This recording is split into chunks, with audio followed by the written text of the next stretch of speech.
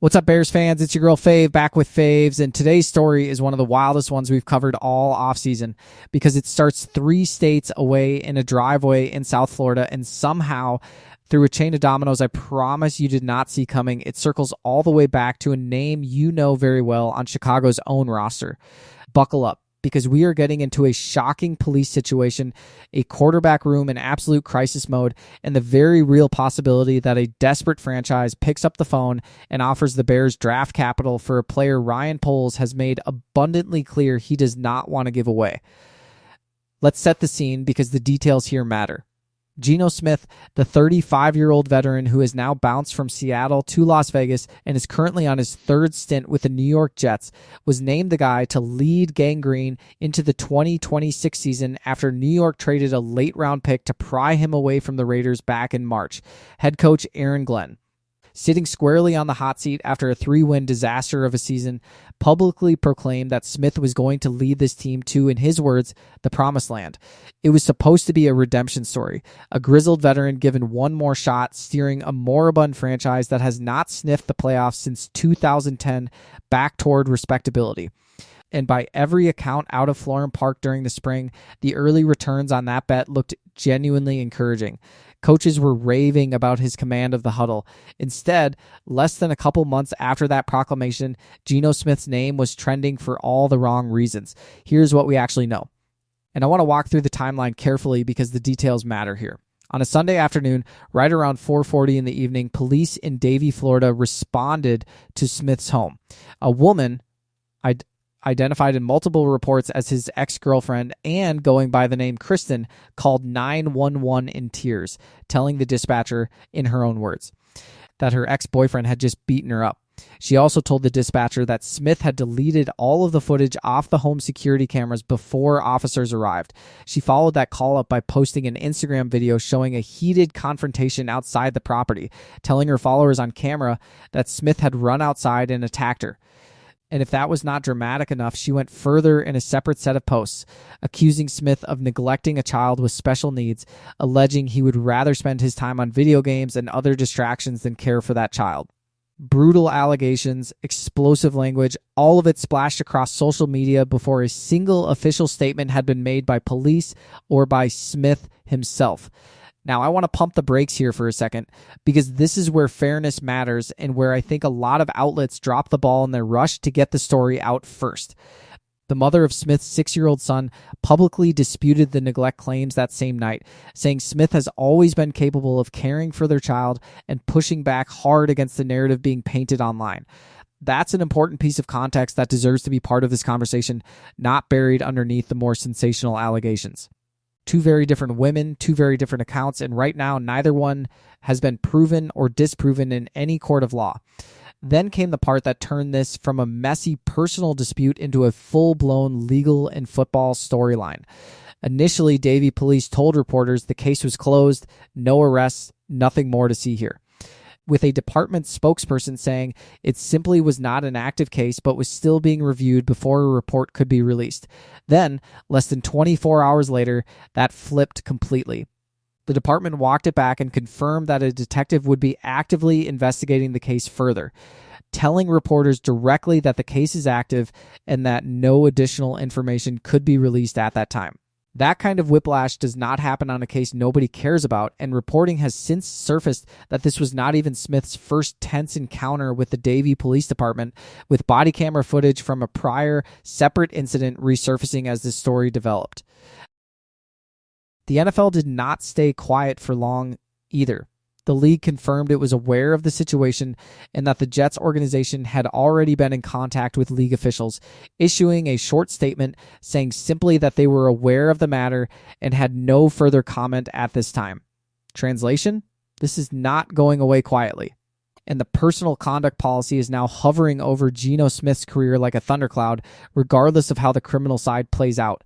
And that distinction matters a lot because, as one veteran NFL insider pointed out, the league's disciplinary process operates on a completely separate timeline from any criminal case.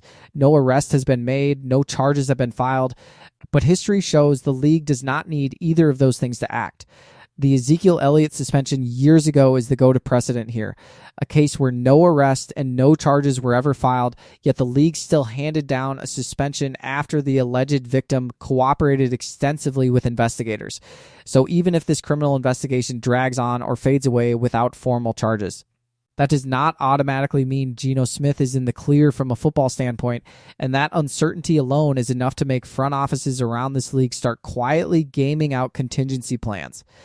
If Geno Smith were to be suspended, benched, or forced to step away because of how this investigation unfolds, Aaron Glenn, a head coach already fighting for his job after last year's 3-win nightmare, would be staring down the barrel of starting an unproven rookie or a pair of journeymen who have shown almost nothing at the NFL level. For a franchise desperate to avoid total collapse and save its coaching staff's jobs, that is a genuine nightmare scenario.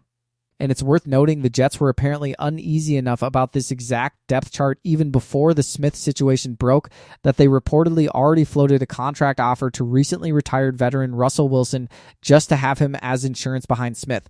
Think about that, before any of this legal drama even surfaced. New York's front office already recognized their quarterback room was one injury away from disaster and went shopping for a fix. Now, with this investigation hanging over everything, that urgency only intensifies. Let's actually take a step back and look at how Geno Smith even ended up in New York in the first place, because the backstory adds some real irony to everything unfolding right now. Smith spent last season in Las Vegas after signing a 2-year, $75 million extension with the Raiders, a deal that quickly turned into a disaster for both sides. Behind a leaky offensive line, Smith took a career-high 55 sacks and threw a league-high 17 interceptions across 15 games in a brutal 3-win campaign under Pete Carroll. With Las Vegas widely expected to draft a rookie quarterback with the first overall pick this year, the Raiders had no use for Smith anymore, and rather than simply releasing him outright, they worked out a trade that sent him to New York for a minor swap of late-round picks, with Las Vegas even agreeing to cover the bulk of his remaining salary just to facilitate the move. For Smith personally, it was framed as a full-circle moment, a return to the franchise that drafted him all the way back in 2013. Instead of a clean redemption arc, though, he's now dealing with the most serious off-field storyline of his career at the exact moment he needed a fresh start the most. And this isn't happening in a vacuum from a roster standpoint either. Remember, this Jets quarterback room was originally supposed to include one more year of Justin Fields before New York moved on from him entirely once the Smith trade went through. That left New York with essentially nothing behind Smith heading into the offseason beyond Brady Cook and Bailey Zapp, both of whom the front office clearly viewed as inadequate long-term answers. The Klubnik pick in round 4 was meant to address that thin depth for the future, not to serve as an emergency starter mere months into his rookie season. So even setting the Geno Smith legal situation completely aside, this was already a franchise with a legitimate quarterback depth problem heading into training camp. The current controversy just turns a slow-burning concern into a 5-alarm fire if things break the wrong way. Now here's where things get spicy from a pure football perspective and where the Chicago Bears suddenly find themselves part of the conversation. Because if you take a hard look at the New York Jets quarterback depth chart behind Geno Smith right now, it is, to put it kindly, an absolute disaster zone. New York used a 4th-round pick in this year's draft on Cade Klubnik out of Clemson, a talented arm who took a real step back statistically in his final college season and saw his draft stock slide as a result. There are evaluators who believe he eventually develops into a legitimate NFL option, but right now he is raw, unproven, and by the coaching staff's own admission, still very much in the middle of an open competition just to be the primary backup. Behind him sit Brady Cook, an undrafted second-year player still finding his footing, and Bailey Zapp, a well-traveled journeyman who is more camp arm than genuine answer. Head coach Aaron Glenn himself, when directly asked whether this group had shown enough to be trusted behind Smith, would not commit to any of them, saying only that those guys are going to continue competing and that he was not ready to anoint anyone as the guy. If Geno Smith were to be suspended, benched, or forced to step away because of how this investigation unfolds, Aaron Glenn, a head coach already fighting for his job after last year's 3-win nightmare, would be staring down the barrel of starting an unproven rookie or a pair of journeymen who have shown almost nothing at the NFL level. For a franchise desperate to avoid total collapse and save its coaching staff's jobs, that is a genuine nightmare scenario. And it's worth noting the Jets were apparently uneasy enough about this exact depth chart even before the Smith situation broke that they reportedly already floated a contract offer to recently retired veteran Russell Wilson just to have him as insurance behind Smith. Think about that. Before any of this legal drama even surfaced, New York's front office already recognized their quarterback room was one injury away from disaster and went shopping for a fix. Now, with this investigation hanging over everything, that urgency only intensifies. So where do the Bears fit into all of this? Simple. Chicago has its own well-regarded backup quarterback sitting on the roster, a player who has already drawn real trade interest around the league this entire offseason, and his name is Tyson Bagent.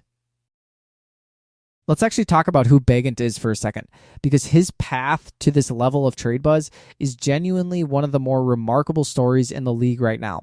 He wasn't drafted. He went undrafted out of Shepherd University, a Division II program, and yet he's carved out a real role behind Caleb Williams through pure preparation and performance.